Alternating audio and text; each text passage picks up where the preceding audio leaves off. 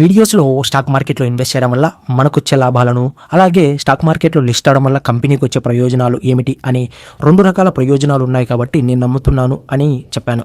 So మీకు కూడా నమ్మకం కలిగి ఉంటే మీకు వచ్చే కొన్ని డౌట్లు ఏమిటి అంటే, స్టాక్ మార్కెట్లో ఇన్వెస్ట్ చేయడం వల్ల ఖచ్చితంగా లాభాలు వస్తాయా, ఎలా ఇన్వెస్ట్ చేయాలి, స్టాక్ మార్కెట్లో ఇన్వెస్ట్ చేయాలంటే మేము కావాలి, స్టాక్ మార్కెట్లో జరిగే మోసాలను ఎవరు అరికడతారు, రూల్స్ అండ్ రెగ్యులేషన్స్ని ఎవరు పెడతారు అనే విషయాలను ఈ వీడియోలో తెలుసుకోబోతున్నాం. ముందుగా స్టాక్ మార్కెట్లో ఇన్వెస్ట్ చేయడం వల్ల ఖచ్చితంగా లాభాలు వస్తాయా అనే దానికి సమాధానం, వ్యాపారంలో లాభం నష్టం ఎలా సర్వసాధారణమో అలాగే స్టాక్ మార్కెట్లో కూడా లాభం నష్టం రెండూ ఉంటాయి. మీరు ఒక వ్యాపారాన్ని ఎంత విజయవంతంగా నడపగలరు అనే దాని మీద మీ లాభ నష్టాలు ఆధారపడి ఉంటాయి.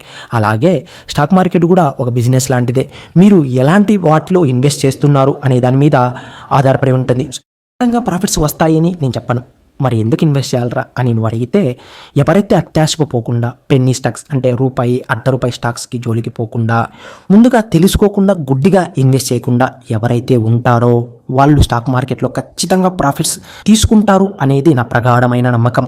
సరే, ఇన్వెస్ట్ చేద్దాం అనుకుంటున్నా, ఏం కావాలి అంటే, మనకి ఒక బ్యాంక్ అకౌంట్ ఎలాగో స్టాక్ మార్కెట్లో నువ్వు ఇన్వెస్ట్మెంట్ చేయాలంటే మనకి ఒక డిమాట్ అకౌంట్ కావాలి. అందుకోసం మీరు ఒక డిమాట్ అకౌంట్ని క్రియేట్ చేసుకోవాలి. ఇదంతా డిజిటల్ ఫామ్లోనే ఉంటుంది కాబట్టి మీ ఆధార్ కార్డు, పాన్ కార్డు, ఒక బ్యాంక్ అకౌంట్ ఉంటే సరిపోతుంది. వితిన్ 1 డేలోనే మీకు డిమాట్ అకౌంట్ క్రియేట్ అవుతుంది. ఈ డిమాట్ అకౌంట్ని ప్రొవైడ్ చేసే బ్రోకర్స్ చాలానే ఉన్నాయి. For example Upstox, Zerodha, Angel one, fires, ఇలా చాలామంది బ్రోకర్స్ ఉంటారు. సో మీరు ఇందులో ఎవరి దగ్గరైనా ఓపెన్ చేసుకోవచ్చు, పెద్ద డిఫరెన్స్ ఏమి ఉండదు. సో మీకు ఇష్టం వచ్చిన దగ్గర ఓపెన్ చేసుకోవచ్చు. ఫైనల్గా ఎవరి దగ్గర ఓపెన్ చేసుకున్నా వీళ్ళు CDSL, NSDLs దగ్గర మాత్రమే మన డిమాట్ అకౌంట్ ఉంటుంది. ఈ NSE/BSE అంటే ఏమిటి అంటే, ఫర్ ఎగ్జాంపుల్ మీరు ఒక ఊరు నుంచి మరో ఊరికి రైల్లో ప్రయాణం చేద్దాం అనుకుంటున్నారు. మీరు ప్రయాణం చేయాల్సిన రైలు రానే వచ్చింది. అది ఎక్కడ ఆగుతుంది? స్టేషన్లో ఒక ప్లాట్ఫారం మీద నిలబడుతుంది కదా. ఆ ప్లాట్ఫారం మీదనే నువ్వు రైలు ఎక్కుతావు. అలాగే గమ్యస్థానం చేసిన తర్వాత ప్లాట్ఫారం మీదనే దిగుతావు కదా. అలాగే స్టాక్ మార్కెట్లో కూడా నువ్వు కొనాలనుకున్న స్టాక్స్ని, అలా కొన్న స్టాక్స్ని అమ్మాలంటే ఈ NSE అండ్ BSE అనేవి ఒక ప్లాట్ఫారం లాగా పనిచేస్తాయి. ఒక దేశం అభివృద్ధి చెందుతుందా లేదా అని తెలుసుకోవాలంటే ఆ దేశ GDPని ఒక ఇండెక్స్ లాగా చూస్తారు కదా. అలాగే స్టాక్ మార్కెట్ అభివృద్ధి చెందుతుందా లేదా అని తెలుసుకోవాలంటే NSEకి నిఫ్టీ 50 అని, BSEకి సెన్సెక్స్ అని, ఇలా 2 రకాల ఇండెక్స్లు ఉంటాయి.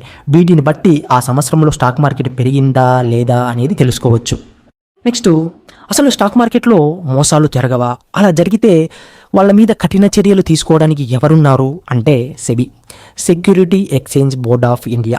ఈ సెబీ అనే సంస్థ స్టాక్ మార్కెట్లో ఉన్న రూల్స్ అండ్ రెగ్యులేషన్స్ని తీసుకువచ్చి స్టాక్ మార్కెట్లో జరిగే మోసాలను అరికట్టడానికి ఎప్పటికప్పుడు ప్రయత్నిస్తూనే ఉంటుంది.